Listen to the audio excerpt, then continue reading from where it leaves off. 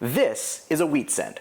You've probably seen them before. Maybe you've even luckily gotten one in your change, or maybe Granny gave you a few she'd been saving. But are they actually worth anything? Well, in this video, I'm going to teach you how to tell which ones are worth just a few cents and which ones are worth a down payment on a house. So in other words, I'll tell you how to separate the wheat from the chaff. Okay, that was really bad. But no, really, in the next few minutes, I'm going to tell you exactly what to look for, how to identify the ones that are valuable, and how to sell them if you do find one. NGC is the sponsor of the Silver Picker YouTube channel, and Whatnot is the sponsor of today's video. Thank you both for your support. So, wheat pennies are 1 cent US coins that replaced the Indian head cents in 1909 and were produced all the way until 1958 when the Lincoln Memorial cent took over.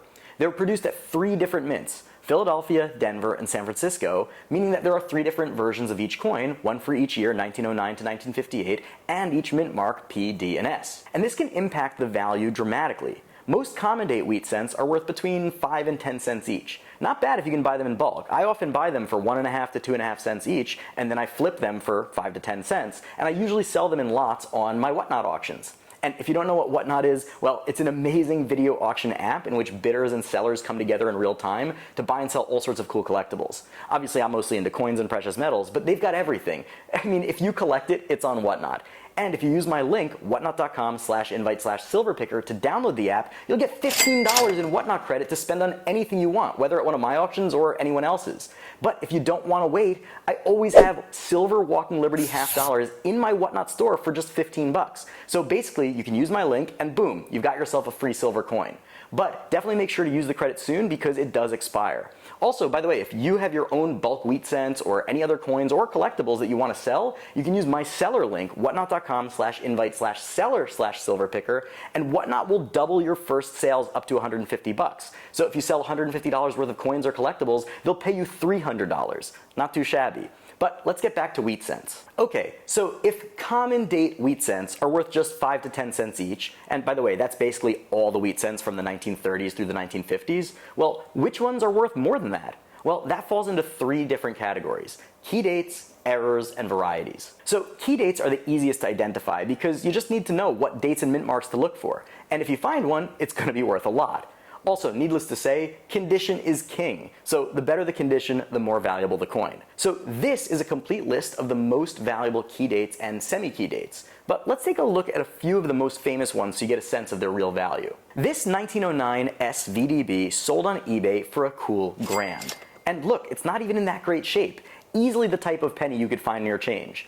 But just to emphasize how much condition matters, this 1909 SVDB sold on heritage auctions for an insane $117,000. Oh, and for anyone new to the hobby, 1909 is the year, S is the San Francisco mint mark, and VDB refers to the initials of the coin's designer that were included on the reverse of the coin for just the first few months of its production. It was later removed, so 1909 SVDB has the initials and a 1909 S regular does not. But both are rare and valuable. And if you look up past sales for other key dates and semi-key dates, you'll be pleasantly surprised by how much they're worth. So go check all of your wheat cents. Now, what about varieties? First off, what are varieties? Well, varieties are very slight differences on a given year of a coin that is the result of a minor variance in the actual dies that are used to produce the coin. Things muggles might miss, but you, with a keen eye, can find varieties worth thousands of dollars. Here's a list of the top 10 wheat cent varieties. But let's take a look at number 1, the most famous of all, the 1955 double die obverse. This coin is iconic because it's probably the most blatant example of all double die coins. I mean, look at this crazy doubling. Wild. And that's why this one sold on eBay for nearly $7,000. But again, condition is everything.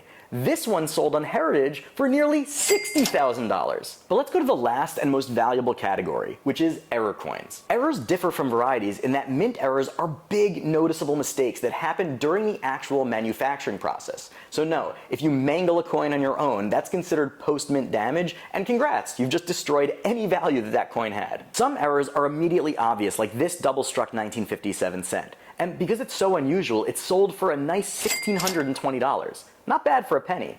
And there are tons of other types of errors that we just can't cover in this one video. So let me know in the comments below if you'd like me to do a comprehensive error coins video. But for now, let's take a look at the 2 most valuable wheat cent errors that exist: the 1943 copper and the 1944 steel. So a little background. During World War II, due to the high demand for copper for the war effort, the US changed the metal content of the 1943 wheat cents from copper to steel.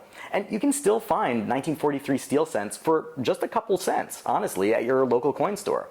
Very cool piece of history, but usually not that valuable. However, a few copper planchets, or coin blanks, accidentally slipped through during the manufacturing process, and just a handful of 1943 copper cents were produced. And similarly, in the year 1944, some of the leftover steel planchets snuck their way into the production process, and a few 1944 steelies were produced as well. Both of these major errors are extremely rare and therefore extremely valuable. This 1944 steel cent sold at auction for over $400,000. And this 1943 steel cent, the most valuable of all wheat cents, sold for the astronomical price of $840,000. So let's review. Common date wheat cents are worth about 10 cents each and are great to buy and sell in bulk. But what we're really looking for are key dates, varieties, and errors. But what do you do if you actually find one? Well, first thing to do is get a sense of its value on your own. And I have a great video, which you can see in the card over here and link below, teaching you exactly how to determine the value of your coin. Then, if you think you really have something, message me on Instagram at silverpicker, and I'll help you come up with a strategy to grade and sell the coin. Well, did I miss anything? Have any questions? Put them in the comments below, because I guarantee you that if you have these questions, so do others, and it will help us all learn. Anyway, if you like this video, I make videos just like it every single week, all about coin collecting, precious metals investing, and personal finance, so you best hit that big old red subscribe button. Throw me a like while you're at it. Anyway, I've got a lot more awesome stuff coming down the pike, so stay tuned, and until then, Silverpicker out. A huge thank you to all of my wonderful patrons. You guys are amazing. If you're not yet a patron and want to become one, the links are below, and I can't wait to meet you in our private Discord server.